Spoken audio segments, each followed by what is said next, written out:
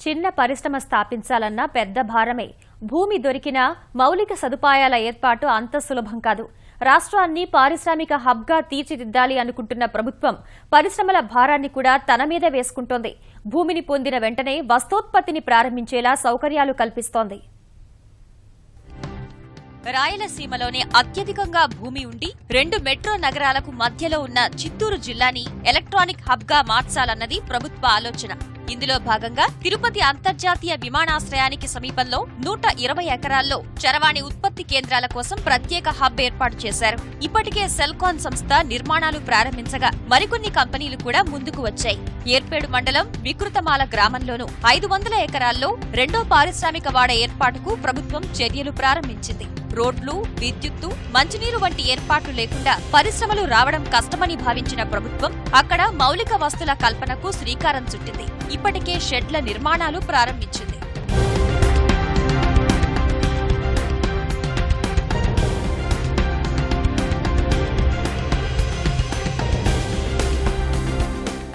ఒక్కో షెడ్డును 50,000 చదరపు అడుగుల్లో నిర్మిస్తున్నారు.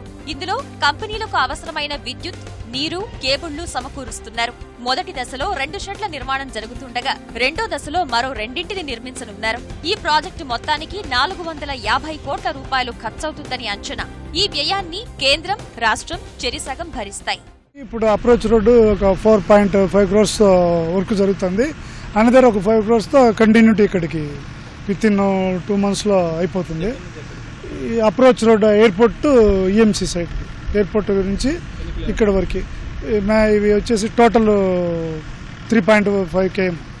ఈఎంసీ 1 టు దిస్ ఈఎంసీ 2 వరకు 3.5 km చేస్తున్నారు. అది త్వరలో వితిన్ 2 months వర్క్ కూడా అయిపోతుంది. ఇక్కడ పరిశ్రమల ఏర్పాటుకు 3 సంస్థలు ముందుకు వచ్చిన నేపథ్యంలో మౌలిక వస్తుల కల్పన వేగవంతం చేశారు. 3.5 కిలోమీటర్ల మేర రహదారిని నిర్మిస్తున్నారు.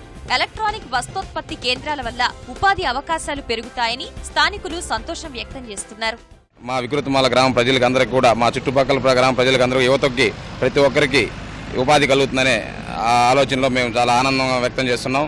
కానీ మా యొక్క పొలాలు కూడా, మా రెవెన్యూ యొక్క పొలాలు కూడా మేము కంపెనీకి ఇవ్వడానికి సిద్ధంగా కూడా మా విలేజ్ కంపెనీలు వస్తాయనే ఉద్దేశంతోనే మేము కంపెనీలు కూడా వాళ్ళకి ఇవ్వడం అయింది. పరిశ్రమల్లో వస్తోత్పత్తి ఆలస్యం కాకుండా ప్రభుత్వం చేపట్టిన చర్యలపై పారిశ్రామిక రంగం నుంచి ప్రశంసలు వస్తున్నాయి.